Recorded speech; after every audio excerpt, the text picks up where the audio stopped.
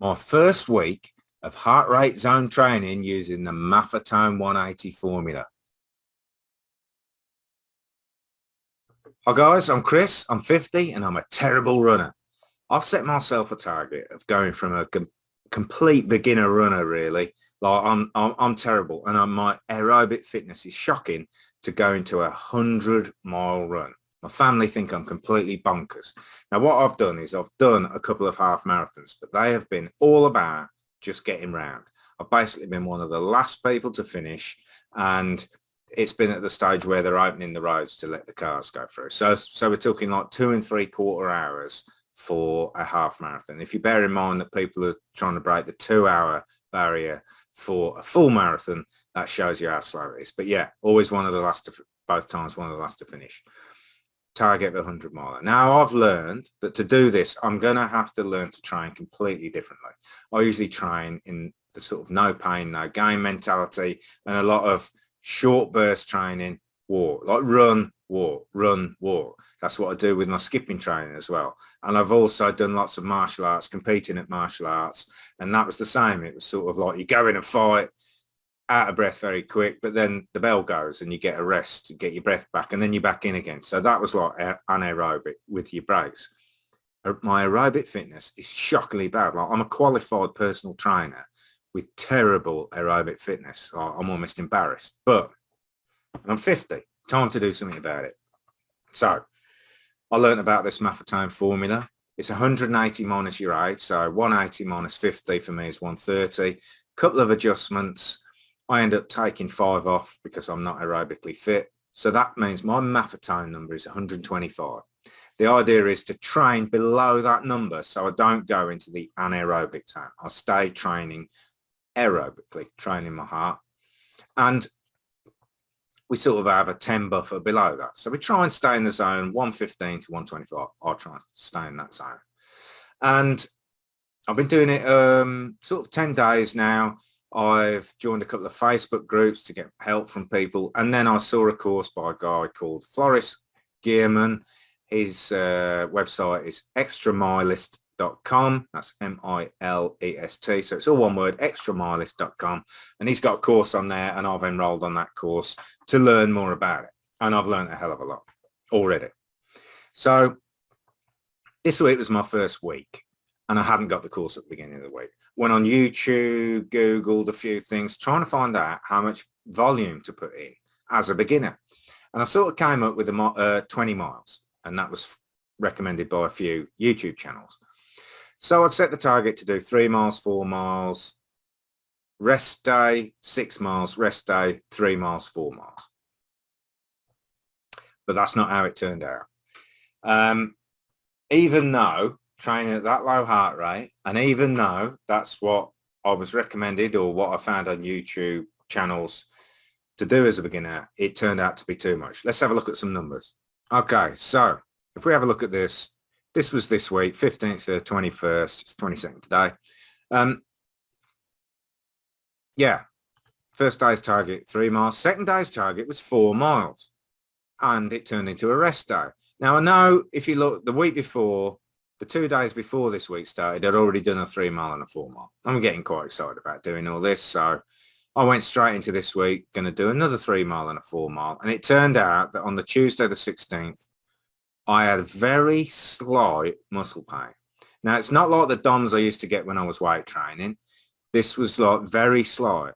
And I've realized already that if I'm going to be successful at this and I'm going to get to be able to do this marathon, 50 miler, 100 miler, I've got to listen to my body.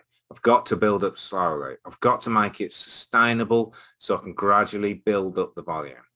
So we actually had a funeral that day, a family funeral. So what I did was I changed the program a little bit for the week and put a rest day in there, give myself a chance to recover, bearing in mind that I'd done the 3 and the 4 miler the 2 days before as well. So I put the rest day in there, seemed fine, moved the 6 miler to the Wednesday.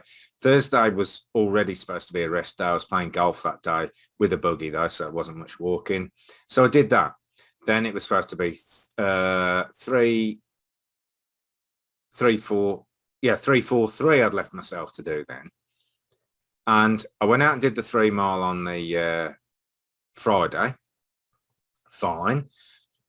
Saturday, same leg pain again. Very mild, very mild. I want to stress that it was really mild. It wasn't like I used to get when I used to run, walk a lot running a lot faster in my, that's relative. Still talking 11-minute miles, my fast before.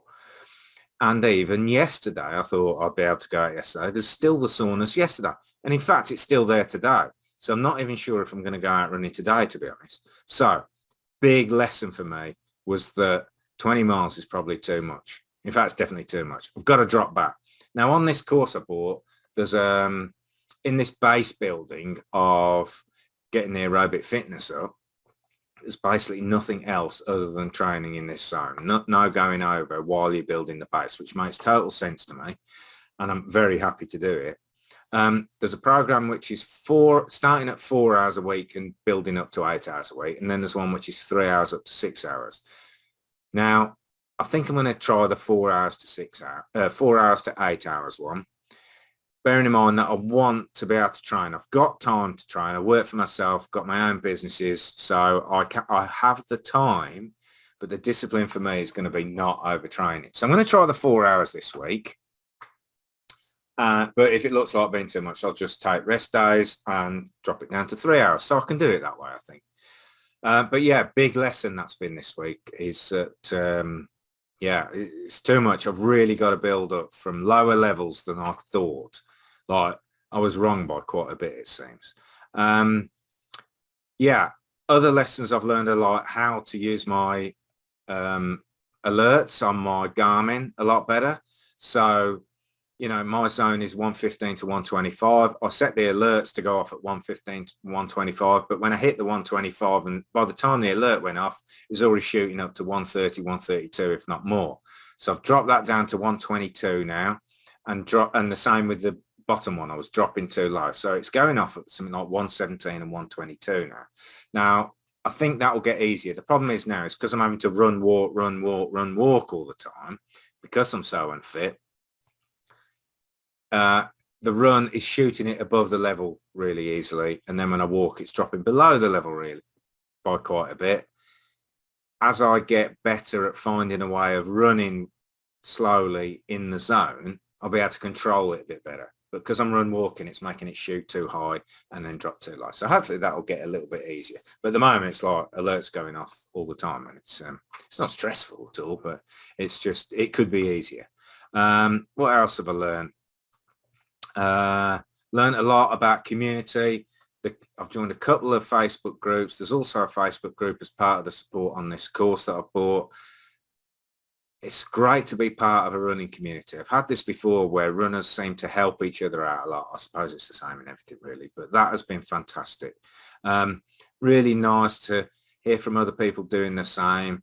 I love the fact that the no pain, no gain mentality is something we're all sort of helping each other knock out of ourselves almost. It's sort of like everyone comes from that. It's kind of what we're taught in society, and it's kind of a new one. And you can see every time somebody starts, especially new people like myself, start talking about something, it's like, oh yeah, I was the same in the beginning. You just need to calm down, listen to your body. And I've learned that big time this week. Listen to my body. The weekly target was too high. And yeah, like things like the watch, the cool down and the warm up. I was doing 15 minutes. It's too much. I don't need that much. 10 minutes is enough. I did 10 minutes the last time and it just seemed right. I could start off with a walk, then start sort of jogging, like gentle jog, or almost like throwing a bit of skipping in, sideways running, and very quickly build up my heart rate to that. So because walking is a large part of what I'm doing in my math zone still, it seems that just walking for 10 minutes with a little bit of jogging thrown in warms me up and seems to be cooling me down. So I'm going to try that this week. This week I'm going to start off as if I'm doing a 4-hour week, maybe have to drop it down to a third. But yeah, the goal's there. It's going to take me a long time. This 100-mile target, 4 years, 8 years, maybe never. Who knows? But if I listen to my body, I think I can do it. It's not going to be a question of mindset because I'm really strong mindset now. So much inner peace. It's more about the discipline of not overdoing it, staying away from this no pain, no gain mindset. Guys, if you're interested in following this journey, hit the subscribe button and notification bell. Give me a like. I'd love that. Let's get this message out to people that you actually can really build your fitness up and you don't have to really push yourself.